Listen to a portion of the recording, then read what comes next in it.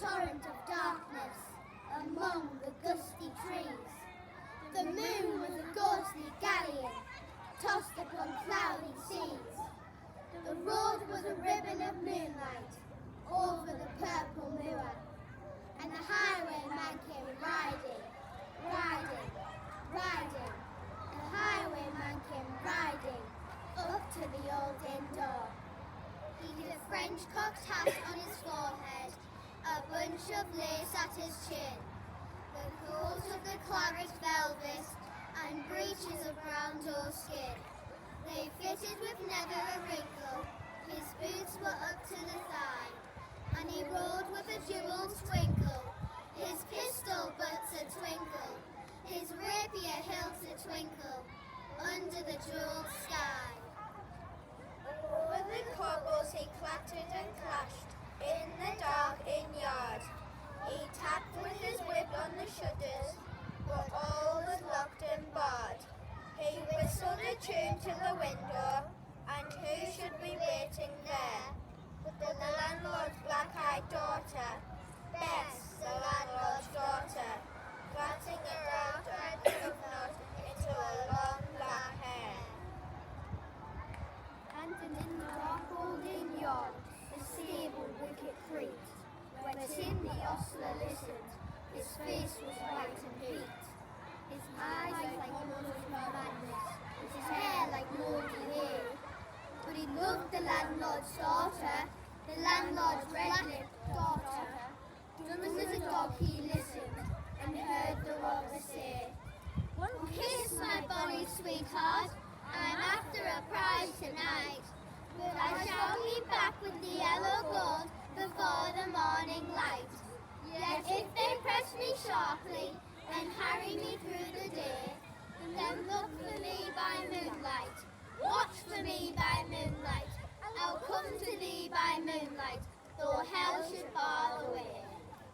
He rose upright in the stirrups, he scarce could reach her hand, but she loosened her hair in the casement, his face burned like a brand, as the black cascade of perfume came tumbling over his breast, and he kissed its waves in the moonlight, those sweet black waves in the moonlight. Then he tugged at his rein in the moonlight, and galloped away to the west.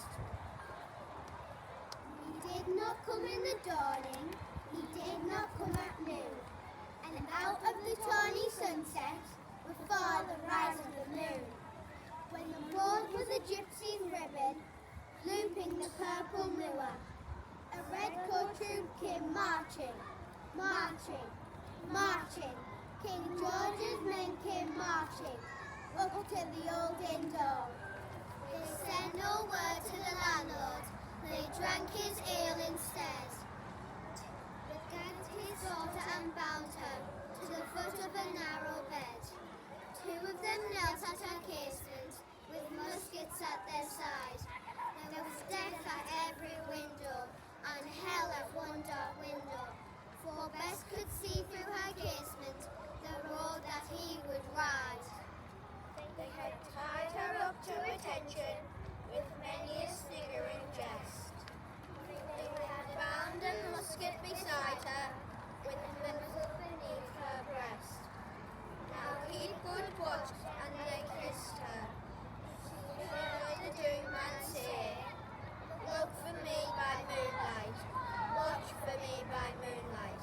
I'll come to thee by moonlight, for hell should bar the way." Twisted her hands behind her, but all the nets held good.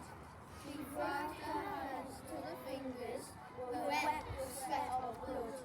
They stretched and trailed in the darkness, and hours go by like years, till now the stroke of midnight, cold the stroke of midnight.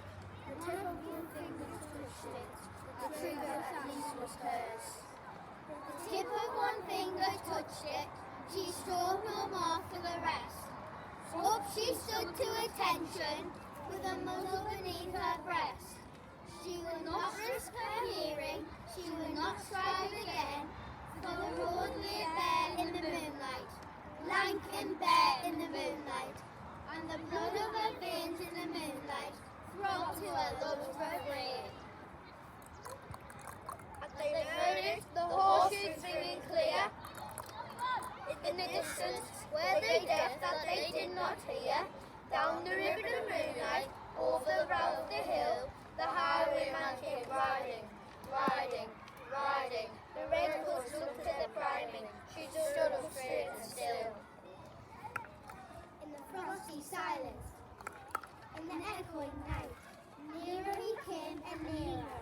Her face was like the light.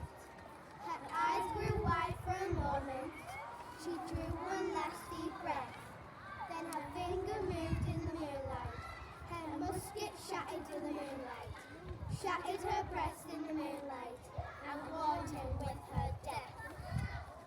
He turned, he spurred to the west. He did not know who stood, bowed with her head over the musket, drenched in her own blood. Not to the dawn he heard it, his face grew great to hear.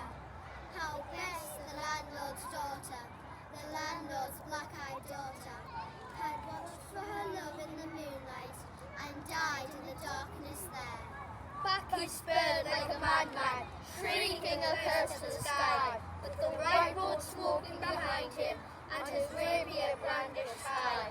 Blood-red was his feathers with old and new, wine red was the of the cold, when they shot him down on the highway, down like a dog on the highway, and he lay in his blood on the highway, with the bunch of lace at his throat. And still the winter's night they say, when the wind is in the trees, when the moon is a ghostly galleon, tossed upon cloudy seas.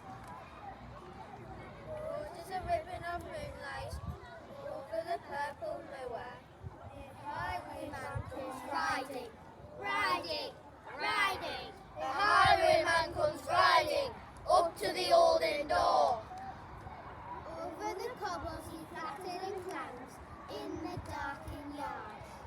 He taps with his whip on the shutters, but all is locked and barred. He whistles a tune to the window, and who should be waiting there? But the landlord's black-eyed daughter, Bess, the landlord's daughter, Plaiting a dark red love knot into her long black hair.